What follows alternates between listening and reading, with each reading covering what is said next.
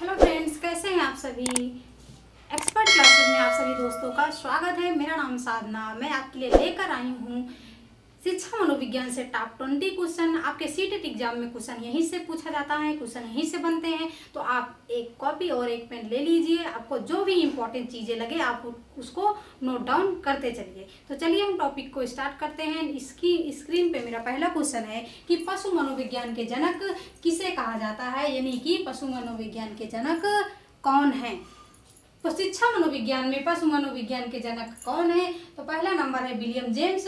William James को पशु मनोविज्ञान का जनक कहा जाता है, या फिर थॉर्नडाइक को कहा जाता है, या फिर ऑप्शन नंबर 3 है वाटसन को कहा जाता है, या फिर ऑप्शन नंबर डी है गार्डनर को कहा जाता है। तो इसमें पशु मनोविज्ञान के जनक किसे कहा जाता है, तो हमारा ऑप्शन नंबर 2 क्या हो जाएगा, राइट हो जाएगा। ऑप्शन नंबर 2 के साथ चला जाएगा क्वेश्चन नंबर 1। ऑप्शन नंबर 2 के साथ चला जाएगा, किसके साथ, थॉर्नडाइक के साथ चला जाएगा। कि शिक्षा मनोविज्ञान शैक्षिक मनोविज्ञान के जनक भी थॉर्नडाइक को कहा जाता है, और पशु मनोविज्ञान के जनक भी किसको कहा जाता है, थॉर्नडाइक को कहा जाता है। क्लियर है। क्वेश्चन नंबर 2 है मेरा कि किसके अनुसार बच्चों के चिंतन के बारे में सामाजिक, यहाँ पर सामाजिक की बात की जा रही है, सामाजिक प्रक्रियाओं तथा सामाजिक और सांस्कृतिक संदर्भ के प्रभाव को समझना आवश्यक है। किसके अनुसार, सामाजिक और सांस्कृतिक मनोवैज्ञानिक है जो सामाजिक और सांस्कृतिक की बात करते हैं। जीन पियाजे साहब हैं, तो किसकी बात करते हैं, जीन पियाजे बात करते हैं संज्ञानात्मक विकास की बात करते हैं। संज्ञानात्मक विकास को विकासात्मक विकास के नाम से भी जाना जाता है। दूसरा है ले वाइगोत्स्की किसके नाम से जाने जाते हैं, सांस्कृतिक सामाजिक के नाम से जाने जाते हैं। या फिर तीसरे हैं कोहलर, या फिर आल्बर्ट बंडूरा जो है वो अधिगम, सामाजिक अधिगम के लिए जाने जाते हैं, और वाइगोत्स्की जाने जाते हैं सामाजिक और सांस्कृतिक। जब वाइगोत्स्की का नाम आता है तो सामाजिक और सांस्कृतिक अधिगम के नाम से जाने जाते हैं। तो क्वेश्चन नंबर 2 का ऑप्शन नंबर 2 क्या हो जाएगा, राइट हो जाएगा। क्वेश्चन नंबर 3 है कि बुद्धि के समूह कारक सिद्धांत के प्रतिपादक हैं। बुद्धि से क्वेश्चन आपके एग्जाम में बहुत बार पूछा जाता है। अगर अभी तक आपने वीडियो को लाइक नहीं किया है तो जल्दी से लाइक कर दीजिए, और अपनी फैमिली फ्रेंड के साथ क्या कर दीजिए, शेयर कर दीजिए, और चैनल को सब्सक्राइब करना ना भूलें। बुद्धि के समूह कारक सिद्धांत के प्रतिपादक कौन है, तो ऑप्शन नंबर 1 है स्पीयरमैन है, या फिर 2 है थॉर्नडाइक है, या फिर ऑप्शन नंबर सी है थर्स्टन है, या फिर ऑप्शन नंबर डी है गार्डनर है। तो बुद्धि के समूह कारक सिद्धांत के जनक कौन है, तो बुद्धि के समूह कारक सिद्धांत के प्रतिपादक थर्स्टन है। थर्स्टन को बुद्धि का समूह कारक सिद्धांत के जनक है। ऑप्शन नंबर सी के साथ चला जाएगा क्वेश्चन नंबर 3। क्लियर है। क्वेश्चन नंबर 4 है यहाँ पर कि मैं कौन हूँ। यहाँ पर है मैं कौन हूँ, क्या हूँ, और मैं कुछ भी हूँ आदि ऐसी प्रबल भावनाएं विकास की किस अवस्था को इंगित करती हैं। मैं कौन हूँ, क्या हूँ, मैं कुछ भी नहीं हूँ आदि ऐसी प्रबल भावनाएं कब आती हैं, विकास की किस अवस्था को इंगित करती हैं। तो ऑप्शन नंबर 1 है बाल्यावस्था, ऑप्शन नंबर बी है किशोरावस्था, या फिर ऑप्शन नंबर सी है पूर्व बाल्यावस्था, या फिर ऑप्शन है प्रौढ़ावस्था। तो मैं कौन हूँ, मैं कुछ भी नहीं हूँ, ऐसी भावनाएं माइंड में कब होती हैं, तो होती हैं किशोरावस्था में। क्योंकि क्या है कि बाल्यावस्था में बच्चा छोटा होता है, पूर्व बाल्यावस्था में बच्चा उससे थोड़ा बड़ा होता है, और किशोरावस्था में क्या होता है कि पूरी तरह से क्या हो जाता है, मिच्योर हो जाता है। तो यहाँ पर ऐसी भावनाएं कब आती हैं, तो वो आती हैं किशोरावस्था में आती हैं। ऑप्शन नंबर 2 क्या हो जाएगा, सही हो जाएगा। ऑप्शन नंबर 4, क्वेश्चन नंबर 4 तो ऑप्शन नंबर बी के साथ चला जाएगा। क्वेश्चन नंबर 5 है कि वंशानुक्रम और वातावरण परस्पर हैं, मतलब हेरिडिटी और इन्वायरमेंटल क्या है, परस्पर हैं, एक दूसरे के पर क्या है, निर्भर हैं, एक दूसरे के पूरक हैं, एक दूसरे के सहयोगी हैं, या ये सभी हैं। तो वंशानुक्रम और वातावरण एक दूसरे पर निर्भर भी होते हैं, एक दूसरे पर के पूरक भी होते हैं, और वंशानुक्रम वातावरण एक दूसरे का सहयोगी होते हैं, यानी कि ऑप्शन नंबर डी के साथ चला जाएगा क्वेश्चन नंबर 5। ये सभी होते हैं, पूरक होते हैं, सहयोगी होते हैं, निर्भर होते हैं, ये सभी होते हैं। तो question number 5 option number D के साथ चला जाएगा कि वंशानुक्रम और वातावरण एक दूसरे के पूरक, सहयोगी, ये सभी होते हैं। क्वेश्चन नंबर 6 है कि मनोविश्लेषणात्मक सिद्धांत के जनक हैं। मनोविश्लेषणात्मक सिद्धांत के जनक कौन है? स्किनर है, ऑप्शन नंबर बी है कोहलर है, या फिर ऑप्शन नंबर सी है वाटसन है, या फिर ऑप्शन नंबर डी है फ्रायड है। तो मनोविश्लेषणात्मक सिद्धांत के जनक कौन है? तो ये ऑप्शन नंबर डी के साथ चला जाएगा कि सिगमंड फ्रायड मनोविश्लेषणात्मक सिद्धांत के जनक हैं। ऑप्शन नंबर डी क्या हो जाएगा? राइट हो जाएगा क्वेश्चन नंबर 6 का। क्वेश्चन नंबर 7 है कि सामाजिकरण की प्रक्रिया में अनुकरण, अनुकरण के शब्द क्या है? पॉजिटिव पॉइंट है। सीटेट में क्या लेना है? हमें पॉजिटिव पॉइंट लेना है। तो अनुकरण क्या है? पॉजिटिव पॉइंट है कि सामाजिकरण की प्रक्रिया में अनुकरण को उपयोगी क्या करने के लिए? उपयोगी तथा विकासात्मक, यानी कि विकास बनाने के लिए उपयोगी है। सामाजिकरण की प्रक्रिया में अनुकरण को उपयोगी तथा विकासात्मक बनाने के लिए क्या उपयोगी है? तो परिवार एवं पास पड़ोस उपयोगी है, या फिर गांव एवं शहर उपयोगी है, या फिर ऑप्शन नंबर सी है कि देश एवं राजनीति उपयोगी है, या फिर ऑप्शन नंबर डी है कि परिवहन एवं संचार साधन उपयोगी है। किसको? अनुकरण को उपयोगी तथा विकास के रूप में। तो यहाँ पर अनुकरण को मतलब बालक जैसे बच्चे हैं तो बच्चों के लिए क्या उपयोगी है? विकासात्मक, उनके विकास के लिए क्या उपयोगी है? तो परिवार एवं पास पड़ोस क्या होता है? उपयोगी होता है। सबसे पहले बालक किसके पास जाता है? तो उसका सबसे पहला उसका विद्यालय होता है, उसका परिवार, उसके पास पास पड़ोस, उसके पास गांव, फिर क्या वो समाज में होता है, समाज में जाता है। तो सबसे पहले उसके विकास के लिए उपयोगी है परिवार एवं पास पड़ोस की। अगर हमारा परिवार अच्छा होगा, हमारा पास पड़ोस अच्छा होगा, तो हमारे बच्चे का विकास भी अच्छी तरह हो पाएगा। तो यहाँ पर ऑप्शन नंबर फर्स्ट के साथ चला जाएगा, पास पड़ोस, परिवार एवं पास पड़ोस के साथ बच्चा जब जैसे अनुकरण करता है। यहाँ पर अनुकरण की बात की जा रही है कि बच्चा क्या करता है? नकल करता है दूसरों की। जब वो उसके पास पड़ोस के लोग, परिवार के लोग अच्छे होंगे, अच्छी बातें करेंगे, तो उसको बच्चा क्या करेगा? देखेगा, सीखेगा, तो उसका अधिगम क्या होगा? अच्छा होगा। तो question number 7 option number first के साथ चला जाएगा, परिवार एवं पास पड़ोस। क्वेश्चन नंबर 8 है कि चिंतनशील शक्ति का प्रयोग, चिंतन शक्ति का प्रयोग करने का अवसर, अवसर भी क्या है? एक पॉजिटिव पॉइंट है। हमें अवसर को लेना है। सीटेट एग्जाम में क्या किया जाता है? हमें अवसर को लेना है, कभी भी बच्चों को दोष नहीं देना है। अवसर हो गया, अनुकरण हो गया, ये सब क्या है? पॉजिटिव पॉइंट है, जो कि हमें इसको लेना है कि इनमें से किससे मिलता है? कि चिंतन शक्ति जब हम करते हैं तो उसका अवसर हमें इसमें से किससे मिलता है? तर्क करते हैं उसमें चिंतन होता है, या फिर वाद विवाद करते हैं उसमें चिंतन होता है, समस्या समाधान करते हैं उसमें चिंतन शक्ति का हमें अवसर मिलता है, या फिर सभी होते हैं? ये सभी होते हैं। हम क्या करेंगे? चिंतन शक्ति कब करेंगे? हम चिंता कब करेंगे? मैथ में तो चिंता करेंगे नहीं कि हम एडिशन लगा रहे हैं तो हम उसमें चिंता करेंगे, लेकिन क्या करेंगे कि अगर हम किसी से तर्क करते हैं, तर्क वितर्क करते हैं, तो उसमें हमें क्या करेंगे? हमें चिंता होगी कि हमें कैसे बात करना है, कैसे उसका संप्रेषण एक दूसरे का कैसे अच्छी तरह हो रहा है या नहीं हो रहा है। किसी से वाद विवाद कर रहे हैं तो उसमें क्या करेंगे? हम चिंता करेंगे।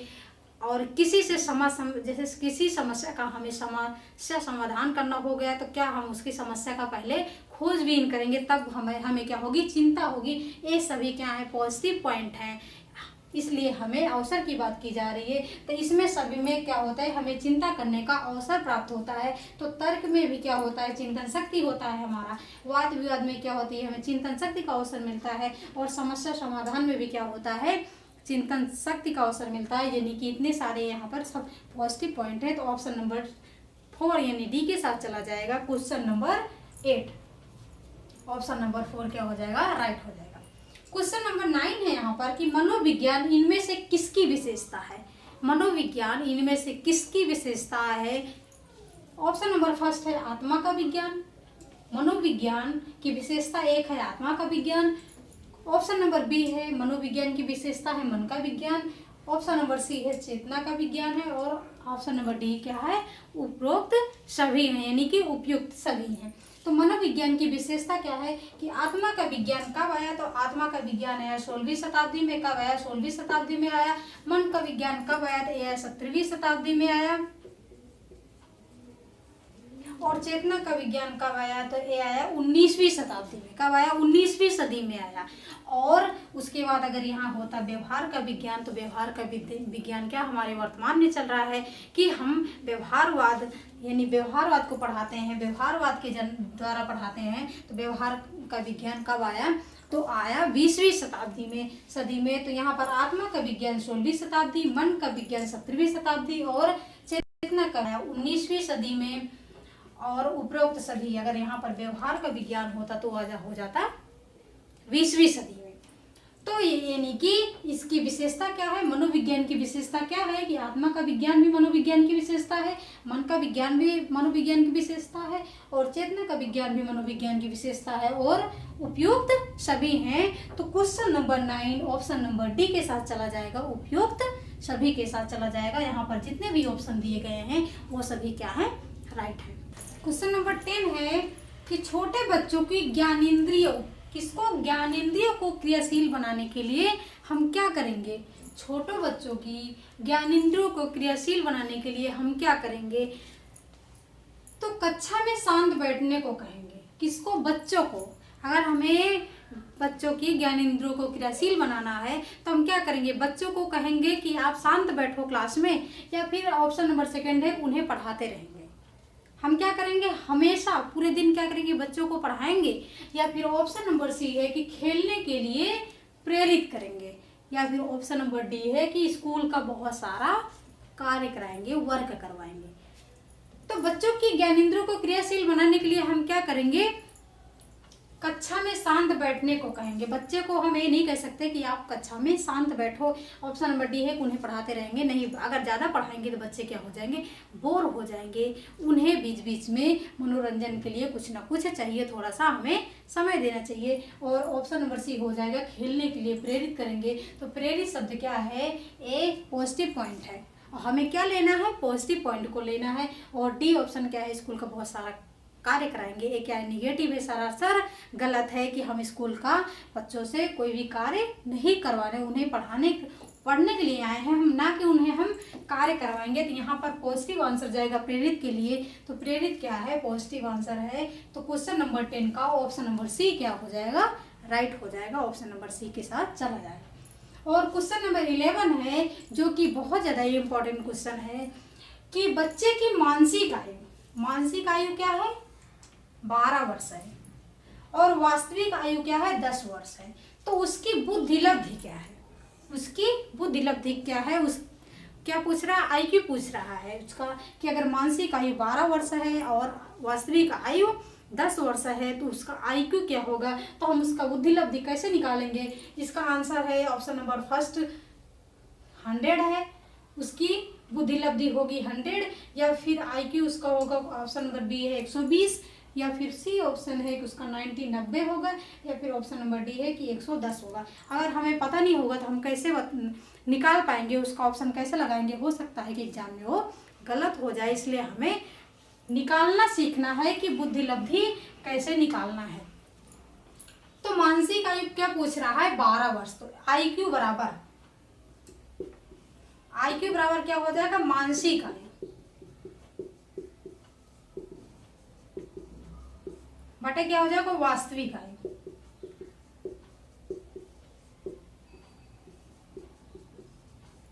इंटू क्या? 100 हो जाएगा।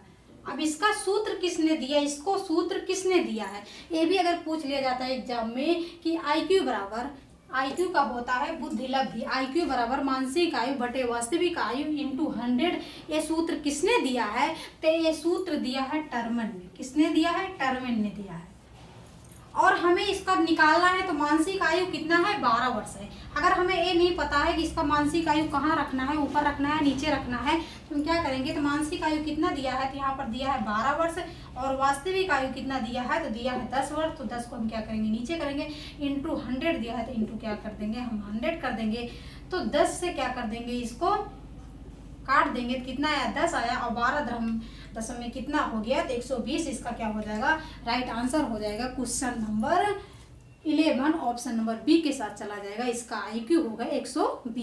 क्वेश्चन नंबर 12 है कि राष्ट्रीय पाठचर्या के अनुसार राष्ट्रीय पाठचर्या की रूपरेखा यानी कि NCF 2005 के अनुसार 10 भाषा के लिए निहित है। एक भाषा, द्विभाषा, त्रिभाषा या फिर बहुभाषा। तो NCF पाठचर्या जो NCF 2005 के अनुसार है वो क्या, उसमें क्या है कि एक भाषा है, दो भाषा है, तीन भाषा है, चार भाषा, पांच भाषा या बहुत सारी भाषाएं को निहित किया गया है। तो यहाँ पर ऑप्शन नंबर डी राइट हो जाएगा कि NCF के अनुसार NCF में बहुत सी भाषाओं को क्या किया गया है, निहित किया गया है, बहुत सी भाषाओं का समावेश है। तो क्वेश्चन नंबर 12 का ऑप्शन नंबर डी क्या हो जाएगा, राइट हो जाएगा, ऑप्शन नंबर डी के साथ चला जाएगा। क्वेश्चन नंबर 13 है कि सृजनात्मकता मुख्य रूप से किससे संबंधित है। यहाँ पर डॉट है कि किससे संबंधित है, तो सृजनात्मकता मॉडलिंग से संबंधित है या फिर अभिसारी चिंतन से संबंधित है या फिर अनुकरण से संबंधित है या फिर डी ऑप्शन है अभिसारी चिंतन से सृजनात्मकता संबंधित है। हम कैसे जानेंगे कि कौन सा बच्चा सृजनशील है, वो मॉडलिंग करेगा तब हम जानेंगे वो बच्चा सृजनशील है, या फिर उसका IQ लेवल बहुत ज़्यादा है तो हम जानेंगे सृजनशील है, या फिर बोलने में बहुत तेज है तब जानेंगे सृजनशील है, या फिर अभिसारी चिंतन है उसका किसी एक समस्या को कई तरीके से प्रस्तुत करता है, या फिर अभिसारी चिंतन है उसका किसी एक समस्या को पॉइंट एक ही आंसर देता है। तो यहाँ पर इसका आंसर क्या हो जाएगा कि वो किससे संबंधित है, अनुकरण करता है। अगर बच्चा किसी का नकल करता है तो हम क्या करेंगे, किसी का नकल वो बहुत जल्दी से कर लेता है तो हम क्या करेंगे कि वो बच्चा बहुत सृजनशील है। बट ऐसा नहीं है, यहाँ पर वो सृजनात्मकता की बात की जा रही है। तो यहाँ पर अब सारे चिंतन क्या हो जाएगा, राइट हो जाएगा कि किसी एक समस्या अगर है तो उसका निदानात्मक करने के लिए, उसका निदान करने के लिए बच्चा क्या करेगा, अलग अलग तरीके से उसका उपचार करेगा। तो अब सारी चिंतन क्या हो जाएगा, राइट हो जाएगा। क्वेश्चन नंबर 13 का ऑप्शन नंबर सारी चिंतन का मतलब ये होता है किसी एक समस्या को अलग अलग तरीके से प्रस्तुत करना। क्वेश्चन नंबर 14 है कि बाल विकास को सर्वाधिक करने वाला कारक कौन सा होता है, कि बाल विकास सर्वाधिक प्रभावित किससे होता है, तो बुद्धि परीक्षण से होता है, इंक ब्लॉक टेस्ट बुद्धि परीक्षण से होता है, या फिर यौन शिक्षा से होता है, या फिर खेल कूद के मैदान से बच्चा जल्दी प्रभावित होता है, या फिर सुंदर विद्यालय से होता है। अगर उसके लिए सुंदर विद्यालय, अच्छा सा विद्यालय में उसका एडमिशन कराया जाए तो बच्चा उससे प्रभावित होगा। तो बच्चा किससे प्रभावित होगा, जल्दी से आंसर कीजिए आप। तो बाल विकास को प्रभावित करने वाला कारक है बुद्धि परीक्षण। बुद्धि परीक्षण अगर किसी बच्चे का क्या करेंगे, हम IQ उसका चेक कराएंगे तो उससे वो प्रभावित हो जाएगा, नहीं होगा प्रभावित। यौन शिक्षा से प्रभावित होगा, नहीं होगा प्रभावित। अगर हम बच्चे के लिए सुंदर विद्यालय का निर्माण करते हैं, सुंदर विद्यालय में, अच्छे विद्यालय में उसका एडमिशन करा देते हैं, तो अगर वहाँ पे टीचर अच्छे नहीं होंगे, वहाँ का माहौल अच्छा नहीं होगा, तो वो क्या होगा, बच्चा वहाँ पर प्रभावित हो जाएगा, नहीं होगा प्रभावित। बच्चा प्रभावित होगा खेल कूद के मैदान से। ये क्या है, पॉजिटिव आंसर है, खेल कूद का मैदान, कि बच्चा खेल खेल के द्वारा बहुत सारी चीज़ों को क्या करेगा, सीख जाएगा। खेल खेल के द्वारा वो चीज़ों को आसानी से सीख जाएगा, तो बच्चा उससे क्या होगा, बहुत ज़्यादा प्रभावित होगा, उसका प्रभाव बहुत ज़्यादा उसके अधिगम पर पड़ेगा, खेल कूद का मैदान। क्लियर है। Question number 14 option number C के साथ चला जाएगा, खेल कूद का मैदान। क्वेश्चन नंबर 15 है कि विकासात्मक बाल मनोविज्ञान का जनक किसे कहा जाता है। तो विकासात्मक बाल मनोविज्ञान के जनक हैं ब्रूनर, या फिर जीन पियाजे, ऑप्शन नंबर सी है फ्रायड, या फिर ऑप्शन नंबर डी है गोलकाय। तो विकासात्मक बाल में मनोविज्ञान के जनक हैं जीन पियाजे। जीन पियाजे का और एक सिद्धांत है जिसको संज्ञानात्मक सिद्धांत के नाम से जाना जाता है। अगर एग्जाम में पूछ लिया जाता है विकासात्मक सिद्धांत के जनक तो जीन पियाजे, और संज्ञानात्मक विकास के जनक तो जीन पियाजे। तो क्वेश्चन नंबर 15 का ऑप्शन नंबर बी क्या हो जाएगा, राइट हो जाएगा। क्वेश्चन नंबर 15 का ऑप्शन नंबर बी के साथ चला जाएगा। क्वेश्चन नंबर 6 है कि खिलौनों की आयु है, खिलौनों की आयु किसे कहा जाता है। तो पूर्व बाल्यावस्था को कहा जाता है, या फिर उत्तर बाल्यावस्था को कहा जाता है, या शैशवावस्था को कहा जाता है, या फिर इनमें से सभी को खिलौनों की आयु कहा जाता है। तो खिलौनों की जो आयु होती है वो होती है पूर्व बाल्यावस्था। एग्जाम में ऐसे पूछ लिया जाता है पूर्व बाल्यावस्था और उत्तर बाल्यावस्था। तो इसमें क्या हो जाता है, कंफ्यूज हो जाते हैं बच्चे कि पूर्व बाल्यावस्था होगा या उत्तर बाल्यावस्था होगा। तो जो खिलौने की आयु होती है वो उत्तर बाल्यावस्था नहीं होती है, वो होती है पूर्व बाल्यावस्था खिलौनों की आयु होती है। क्वेश्चन नंबर 16 को ऑप्शन नंबर 1 के साथ चला जाएगा, पूर्व बाल्यावस्था। क्वेश्चन नंबर 17 है जो कि बहुत ही ज्यादा इंपॉर्टेंट है, अन्वेषण विधि के जनक है। अन्वेषण विधि, अब हम पहले आपको ये बता दें कि अन्वेषण विधि को और किस नाम से जाना जाता है। अन्वेषण विधि को खोज विधि के नाम से भी जाना जाता है। एग्जाम में ऐसे पूछ लिया जाता है कि खोज विधि के जनक कौन है, और अन्वेषण विधि का एक और नाम है ह्यूरिस्टिक विधि। ह्यूरिस्टिक विधि,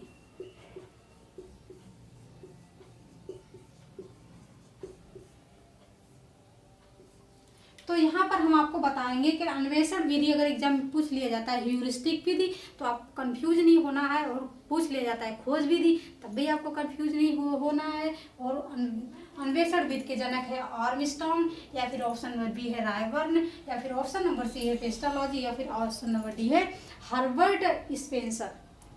तो अन्वेषण विधि के जो जनक है वो है आर्मस्ट्रांग। कौन है? आर्मस्ट्रांग। और खोज विधि के जनक कौन है? आर्मस्ट्रांग। और ह्यूरिस्टिक विधि के जनक कौन है? आर्मस्ट्रांग। ये तीनों ऑप्शन क्या हो जाएगा, यानी कि तीनों विधि के जनक आर्मस्ट्रांग है। क्वेश्चन नंबर 17 का ऑप्शन नंबर ए क्या हो जाएगा, राइट हो जाएगा। इसको आप कॉपी में नोट डाउन कर सकते हो, बहुत ही ज़्यादा इंपॉर्टेंट क्वेश्चन है। क्वेश्चन नंबर 18 है स्क्रीन पे कि प्रोजेक्ट प्रणाली के जनक हैं। प्रोजेक्ट प्रणाली के जनक कौन है? ऑप्शन नंबर ए है वुडवर्थ है, ऑप्शन नंबर बी है क्रो एंड क्रो है, और ऑप्शन नंबर सी है फ्रोवेल है, या फिर ऑप्शन नंबर डी है किलपैट्रिक है। तो प्रोजेक्ट प्रणाली के जो जनक हैं वो किलपैट्रिक हैं। क्वेश्चन नंबर 18 का ऑप्शन नंबर डी क्या हो जाएगा, राइट हो जाएगा, किलपैट्रिक के साथ चला जाएगा। क्वेश्चन नंबर 19 के ब्रेल लिपि से किसको पढ़ाया जाता है? ब्रेल लिपि से किसको पढ़ाया जाता है? तो ब्रेल लिपि क्या होती है, अंधे को पढ़ाया जाता है, या फिर बहरे को पढ़ाया जाता है, या फिर गूंगे को पढ़ाया जाता है, या फिर अंधे बहरे गूंगे सभी को पढ़ाया जाता है। किसके द्वारा? ब्रेल लिपि के द्वारा। तो ब्रेल लिपि से अंधे को पढ़ाया जाता है। कैसे पढ़ाया जाता है कि वो 6 बिंदुओं पर आधारित होती है, जिसमें अक्षर क्या दिखते हैं, उभरे हुए दिखते हैं, और अंधे लोगों को ब्रेल लिपि के द्वारा पढ़ाया जाता है। तो क्वेश्चन नंबर 19 का ऑप्शन नंबर ए क्या हो जाएगा, राइट हो जाएगा, अंधे के साथ चला जाएगा। क्वेश्चन नंबर 20 है कि रुचि होती है। रुचि क्या होती है? रुचि जन्मजात होती है, या फिर ऑप्शन नंबर बी है अर्जित होती है, या फिर जन्मजात और अर्जित दोनों होती है, या फिर इनमें से कोई नहीं होती है, ना तो जन्मजात होती है ना तो अर्जित होती है। तो रुचि क्या होती है? रुचि कैसी होती है हमारी? जन्मजात होती है या फिर अर्जित होती है? जल्दी से ऑप्शन आंसर करें आप। रुचि होती है, जन्मजात भी होती है और अर्जित भी होती है।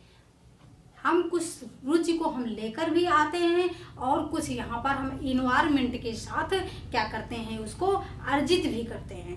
कुछ हमें पहले से हम लेकर आते हैं, और कुछ यहाँ इन्वायरमेंट के साथ अर्जित करते हैं। तो रुचि कैसी होती है? जन्मजात और अर्जित ये दोनों होती है। अगर क्वेश्चन में पूछ लिया जाता है कि रुचि कैसी होती है, तो जन्मजात और अर्जित दोनों होती है।